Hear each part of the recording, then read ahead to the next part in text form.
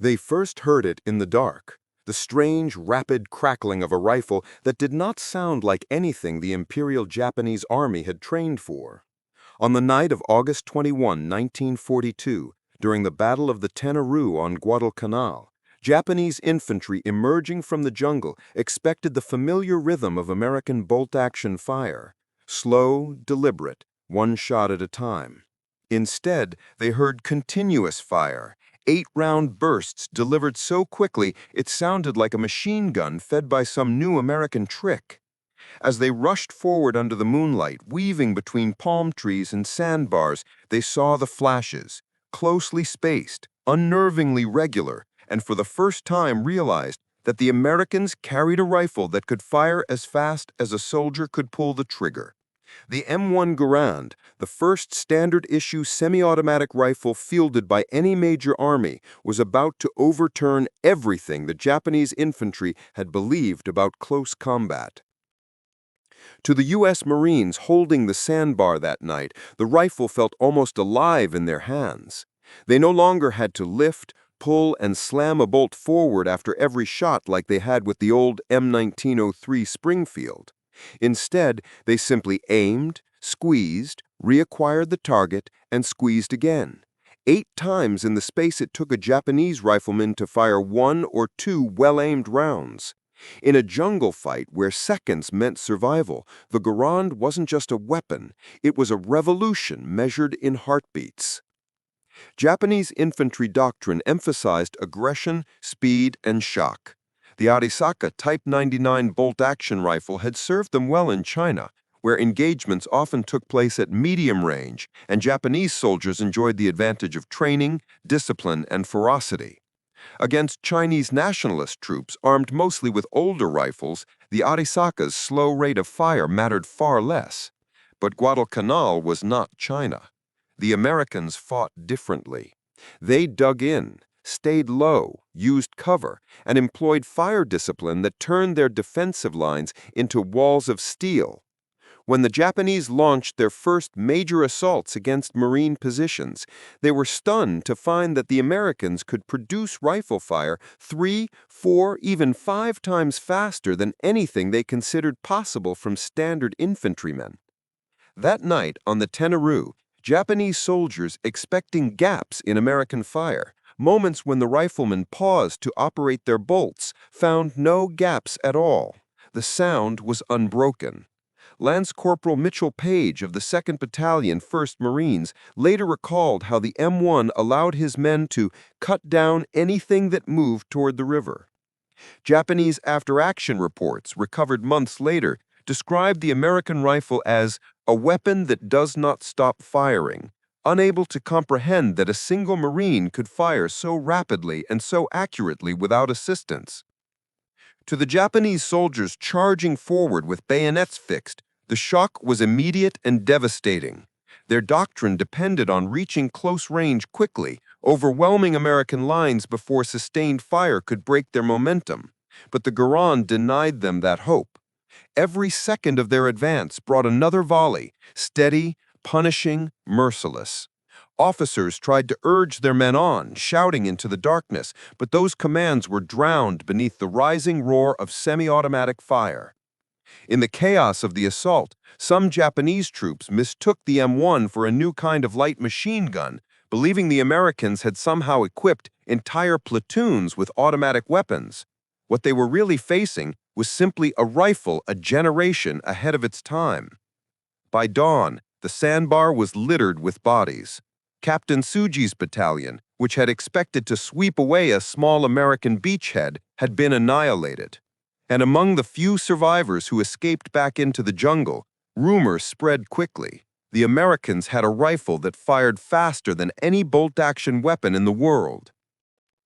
Those rumors reached Rabaul, then Japan, then the intelligence sections of multiple divisions. The Japanese army, which had once scoffed at Western attempts to arm entire infantry forces with semi-automatic rifles, now faced the unbearable truth that John Garand's invention had given every American rifleman the firepower of 2 or 3 men. The power of the M1 was not merely its rate of fire, but how seamlessly it integrated into the way Americans fought. The U.S. emphasized individual marksmanship, Marines and soldiers trained to fire quickly and accurately at moving targets. Combined with the Garand's gas-operated system, aperture sights, and reliable 8-round in-block clip, this training turned each infantryman into a threat at close and medium range. Japanese officers noted bitterly that the Americans could maintain suppressive fire without relying solely on machine guns, making Japanese tactical approaches, flanking rushes, infiltration teams, and nighttime assaults far more difficult to execute. On Guadalcanal, the jungle amplified this advantage. Visibility was short, ambush distance even shorter. The moment a Japanese patrol entered an American kill zone, the Garands opened up, controlled, tight volleys that left no window for the enemy to react. Sergeant John Basilone, who would later win the Medal of Honor on the island, described how Garands made his machine gun teams exponentially deadlier, filling the gaps whenever a gun overheated or a barrel needed changing. He said, "The rifles never stopped, and that's what kept them back." By the time the battle for Henderson Field reached its peak in October 1942, Japanese commanders understood that they were facing something fundamentally new. They tried to adapt, ordering their troops to crawl, disperse, or delay firing until the last moment, but nothing restored the initiative that they had once enjoyed. Every attack ended the same way, shattered by the sound of semi-automatic fire ripping through the jungle. The M1 Garand had arrived in the Pacific not as a piece of equipment, but as a shock wave, and the Japanese infantry who had dominated Asian battlefields for a decade now found themselves staring at a weapon that erased their tactical assumptions in a single night. They had always believed that bravery and aggression could overcome superior equipment. On Guadalcanal, they learned the hard way that courage meant little when the enemy fired twice as fast, twice as accurately, and never seemed to pause for breath. Long before Japanese infantrymen understood the full implications of America's semi-automatic rifle, their own weapons had already doomed them to a disadvantage they could not overcome. The Arisaka Type 99, introduced as Japan's primary service rifle in 1939, was a rugged and reliable bolt-action design, accurate and durable, capable of surviving mud, rain, salt air, and jungle rot. But no matter how strong a bolt-action rifle was, it still required a soldier to break his firing stance after every shot, lift his hand from the trigger, cycle the bolt, reacquire his target, and fire again. In training fields in Hokkaido or Manchuria, this limitation did not matter. In China, where many engagements took place at long distance, Japanese marksmanship and discipline made the Arisaka a deadly tool. But on Pacific Islands, dense, wet, claustrophobic battlefields that forced engagements into 30 to 50 yards, the mechanical limits of the bolt-action rifle became fatal. The M1 Garand's design solved every problem the Arisaka could not. Its gas-operated semi-automatic system turned each American infantryman into a continuous source of firepower. Where a Japanese rifleman might fire one shot, work the bolt, fire another, and hope he was not already under suppressive fire, a U.S. Marine with a Garand could deliver shot after shot with no interruption. Tests conducted by the U.S. Army before the war demonstrated that the average rifleman could fire 40 to 50 accurate rounds per minute with the M1, roughly triple the practical rate of fire of the Arisaka in combat conditions. That number shocked Japanese observers after the war, but during the fighting itself, Japanese infantry experienced the difference not as a statistic, but as a sudden and overwhelming wall of lead whenever they tried to close the distance. The sights alone revealed the technological gap. The Garand's aperture sight provided a wide field of view, exceptional clarity, and quick target acquisition. The Arisaka's open-leaf sight, while acceptable for long-range marksmanship, was slower and more difficult to use under pressure. In the thick jungles of Guadalcanal, New Georgia, or Bougainville, where shadows moved unpredictably and enemies appeared and vanished in seconds, the Garand's superior sights gave American riflemen crucial fractions of a second, fractions that often meant life or death. But the true terror for Japanese infantry was not the rate of fire or the superior sights alone. It was how effortlessly Americans could maintain that rate of fire under stress. The M1's 8-round en-bloc clip allowed for rapid reloading even in total darkness. A Marine could slap in a fresh clip by feel alone, close the bolt, and resume firing in less than 2 seconds. Japanese infantrymen, by contrast, had to load 5-round stripper clips into the Arisaka's internal magazine, an action harder to perform while lying prone, when hands were muddy, or when the rifle was coated in sand. Even when the Arisaka was fully loaded, the soldier still had to operate the bolt for every shot, meaning he lost sight picture and firing rhythm continuously. In close-quarter fighting, like the brutal battles inside coconut groves on Guadalcanal, coral outcroppings on Tarawa, or cave complexes on Saipan, the Garand's dominance became overwhelming. Japanese tactics depended heavily on closing the gap quickly, using stealth, sudden charges, and infiltration to get inside American lines. The Arisaka was never designed to win prolonged firefights against superior firepower. It was designed to support a doctrine built around aggression and shock. But shock tactics collapse when the defender can fire 3 times faster than the attacker. Reports across the Pacific repeated the same pattern. Japanese units attempted nighttime infiltration, hit the outskirts of American positions, and were met by bursts of accurate semi-automatic fire that shredded the attack before it reached bayonet range. One Japanese officer captured on Saipan described the experience bluntly. "Your rifles fire like machine guns, ours fire like nothing." Even when Japanese troops managed to fire the first volley, American return fire followed so quickly that Japanese squads often broke before they could reload. A U.S. Army unit on New Georgia reported repelling 5 successive attacks in a single night with minimal casualties, crediting their survival entirely to the Garand. The after-action report stated, "The ability of each rifleman to continue firing without pause was decisive. Enemy troops did not understand why our fire never slowed." The Garand also proved more durable than Japanese soldiers expected. Many assumed a semi-automatic rifle would jam in the jungle's humidity, or misfire in sand, or rust in salt air. But the M1, thanks to its stainless steel gas cylinder, rugged operating rod, and chrome-lined barrel in later variations, kept functioning even after days without cleaning.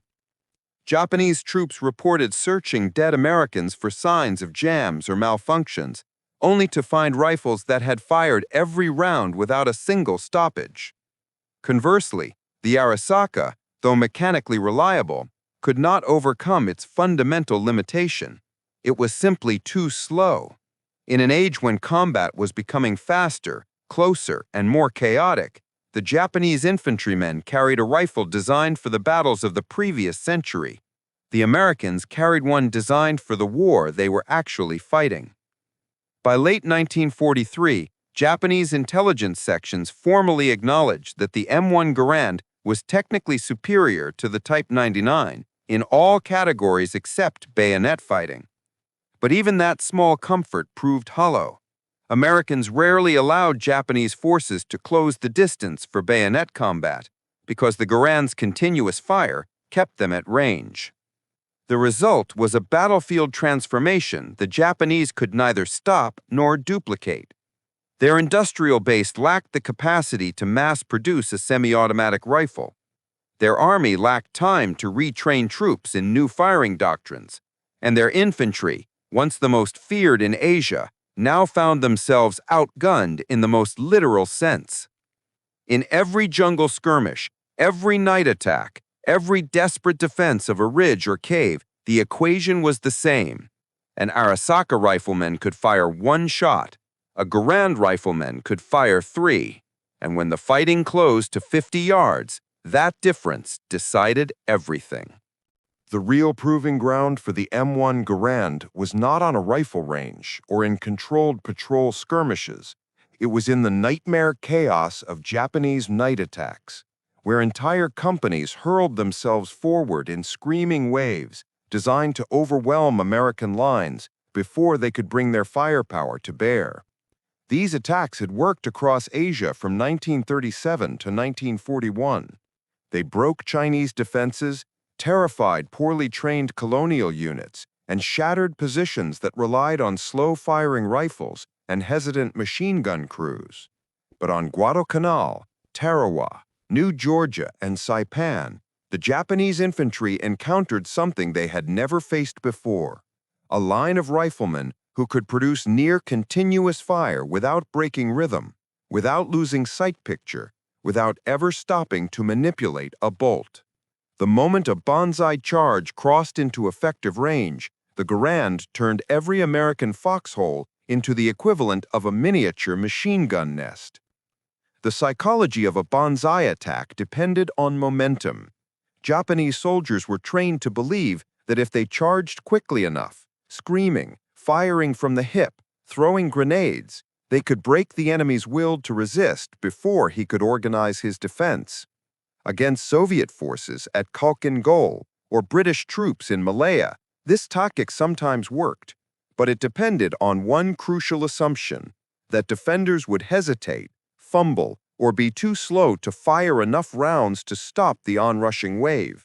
The M1 Garand shattered that assumption instantly.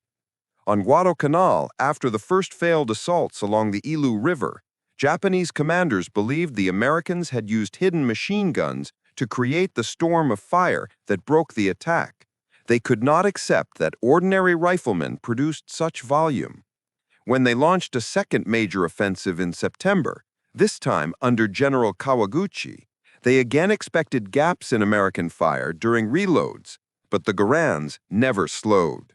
Marines fired until barrels glowed, until their end-block clips pinged onto the jungle floor, and then instantly fed new clips into their rifles and resumed shooting. Kawaguchi's assault, intended to sweep across ridge positions held by fewer than 2 battalions, disintegrated into carnage. Survivors described the fire as continuous lightning.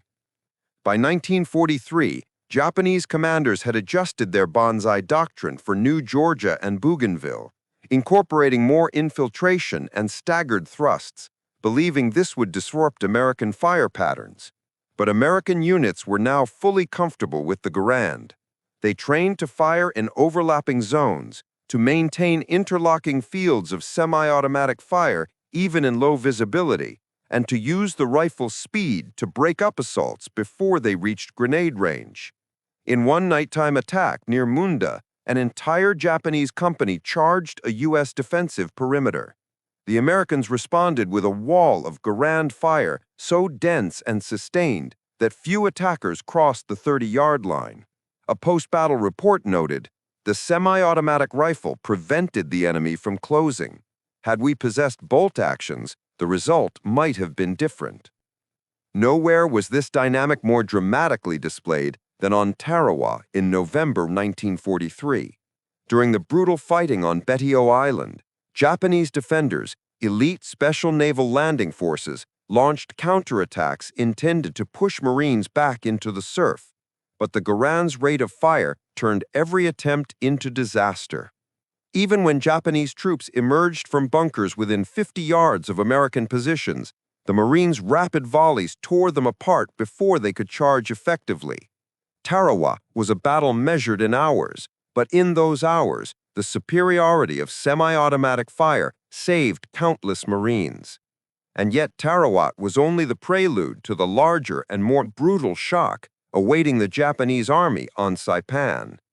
The island saw one of the largest Banzai charges of the entire Pacific War, an assault involving more than 3,000 Japanese soldiers, including walking wounded and rear area personnel.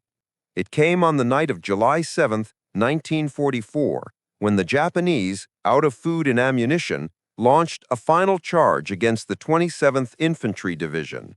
They expected chaos, terror, and hesitation.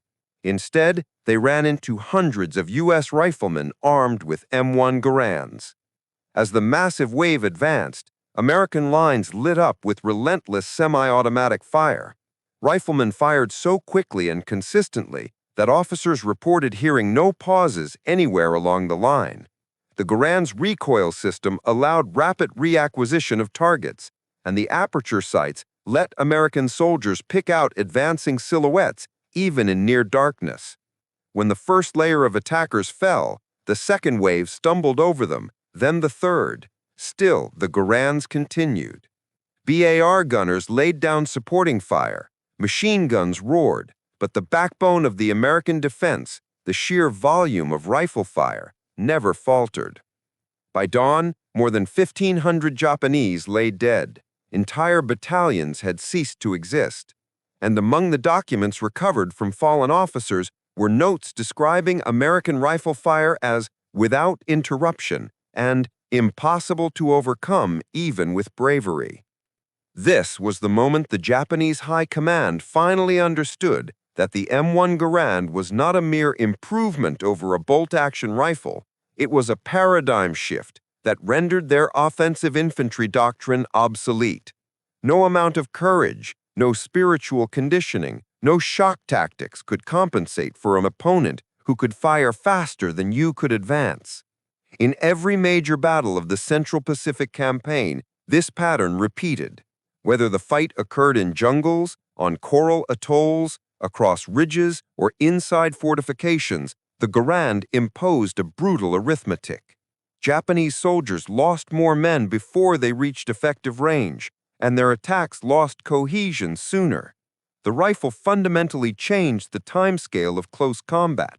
Instead of brief exchanges of fire, interrupted by bolt manipulation, the Garand created a continuous stream of bullets that erased the narrow opportunity window on which Banzai charges depended. By late 1944, Japanese infantry faced an unavoidable truth. The Americans had brought a weapon to the battlefield that negated the most iconic element of Japanese offensive doctrine. And every island that fell, from Guadalcanal to Saipan, proved the same conclusion. The era of bolt-action dominance was over. The M1 Garand ended it. Long before the war in the Pacific reached its climax, Japanese infantrymen had begun whispering about a weapon they could not match. It was not the flamethrower, nor the Thompson, nor even the BAR. It was the rifle, the one American weapon every Japanese soldier encountered firsthand, usually in the last seconds before he fell. The M1 Garand, with its fast, steady cadence and uncanny reliability, became something more than a technical advantage. It became a psychological weapon, a sound that spread dread through the ranks of the Imperial Japanese Army. Reports from Guadalcanal, New Georgia, Bougainville, Tarawa, and Saipan all repeated the same phrase, the American rifle that never stops. This fear did not emerge from rumor alone. It emerged from what Japanese soldiers experienced in the field. In China, Manchuria, and Southeast Asia, Japanese troops had fought armies armed with bolt-action rifles similar to their own. The tempo of battle felt familiar. The rhythm of fire, the cracks broken by the metallic click of bolts cycling, gave attackers predictable windows to maneuver. When facing British or Dutch forces, Japanese infantry could sometimes rush forward between volleys, advancing during the natural pauses of manual reloading. On the Asian continent, this rhythm had helped fuel the myth of Japanese invincibility. But in the Pacific, when Japanese soldiers faced the Americans, the rhythm was gone, the pauses were gone, the windows were gone. The Garand replaced the stop-start pattern of bolt-action combat with a relentless rolling fire that denied attackers any chance to regain momentum. Even elite Japanese formations, veterans of Shanghai, Nanking, Malaya, found themselves stunned by how little time they had to execute maneuver under American fire. A soldier who could usually sprint 10 or 15 yards between enemy shots now found himself pinned instantly. The battlefield had changed, and Japanese infantry understood it viscerally. Captured diaries from Guadalcanal reveal the earliest reactions. One infantryman wrote, "Their rifles fire like storm wind. We cannot lift our heads." Another, "We thought they used many light machine guns, but the rifles, those rifles, never slow." Officers tried to reassure their men that American firepower depended on machine guns, not individual riflemen. But the men at the front knew better. They could see the flashes. They could hear the mixed cadence of BARs and Garands, and understood that unlike the Arisaka, the American rifle required no pause.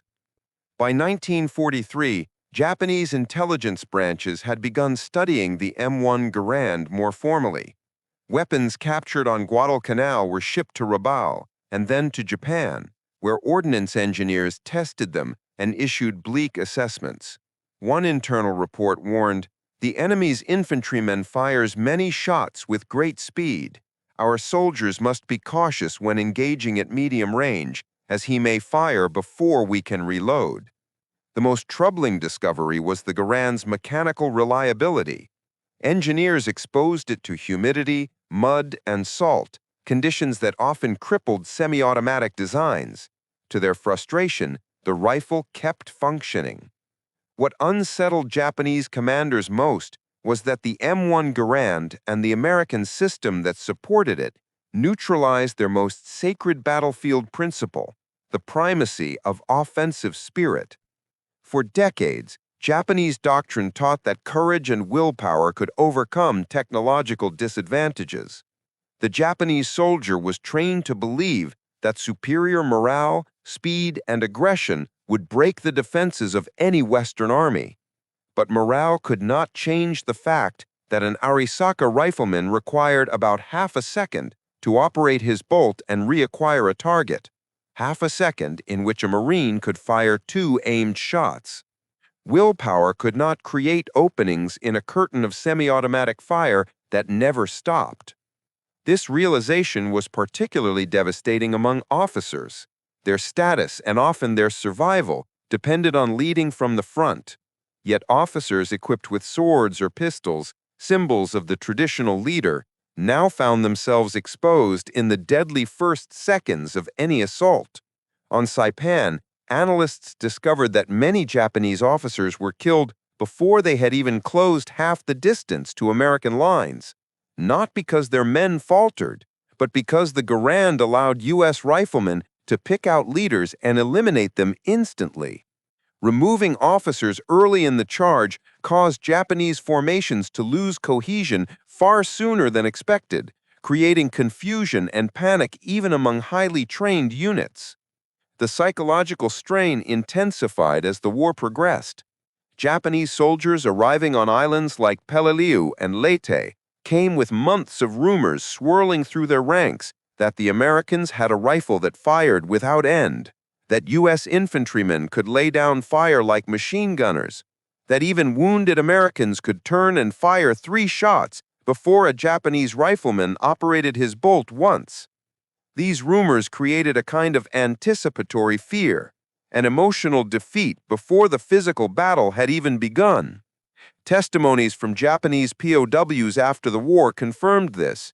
Many admitted they had considered American infantry overwhelmingly powerful, not because of numbers or bravery, but because of the rifle in their hands. At the strategic level, Japanese commanders faced a problem they could not solve.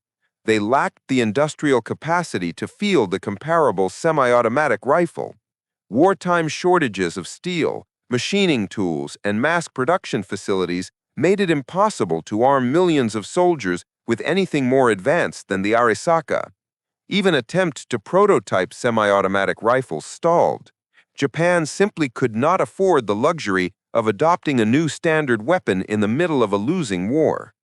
Thus, Japanese infantry went into battle again and again with rifles that belonged to an earlier era, and each time they encountered Americans whose standard weapon had already leapt a generation ahead. The cumulative effect was not only devastating to battlefield outcomes, but to Japanese morale. A tool meant to strengthen Japanese faith in their own aggression, the Arisaka, had become a symbol of their inferiority in the new reality of modern firepower. By 1943, Japanese commanders no longer underestimated the Garand. They feared it. They wrote about it in pre-battle briefings. They warned their troops that American rifle fire would be fast, constant, and deadly at every range. But no warning could prepare infantrymen for the shock of hearing that unmistakable cadence, the crisp, rhythmic snapping that told them they had only seconds left before the line ahead collapsed under its own casualties. The Garand had become more than a weapon. It had become the sound of American dominance in the Pacific, and for those who faced it, it was the sound of a war slipping beyond Japan's control. By the time American forces reached the Marianas in mid-1944, the M1 Garand was no longer simply a battlefield advantage. It had become the backbone of an infantry system that Japan could neither match nor disrupt. In a theater where every yard of ground was fought for in suffocating jungles, volcanic ridges, and labyrinths of caves, the Garand did more than fire bullets. It reshaped American tactics, amplified unit cohesion, and turned every rifle squad into a mobile source of overwhelming firepower. It changed how Americans advanced, how they held ground, and how they coordinated with artillery, armor, and naval gunfire. In short, it helped define the tempo of the Pacific War, one Japan could not keep up with. To understand how decisively the Garand shaped that tempo, one must look at how the U.S. infantry platoon functioned. Before World War II, rifle squads across most armies still fought around machine guns, with riflemen serving largely as support. But by equipping every American soldier with a semi-automatic rifle, the U.S. effectively multiplied the firepower of each platoon. A 13-man U.S. squad could now sustain the equivalent output of a small machine gun section from previous wars. This meant Americans could suppress enemy positions without waiting for Browning automatic rifles or heavy machine guns to be brought into play. They could win firefights on their own initiative, not only through supporting arms, but through the direct, constant pressure of individual riflemen. This mattered immensely in the Pacific. On islands like Saipan and Peleliu, where Japanese defenders occupied caves, bunkers, trenches, and labyrinths of caves, the key to survival was rapid reaction. Japanese counterattacks often came with little warning. Garand-equipped units could respond immediately, hitting attackers with accurate fire before they closed the distance. Japanese commanders soon recognized that American infantry rarely faltered under sudden pressure, because the rifle each man carried already provided the stability and firepower to meet any small-scale threat. The Garand also improved coordination between infantry and supporting arms.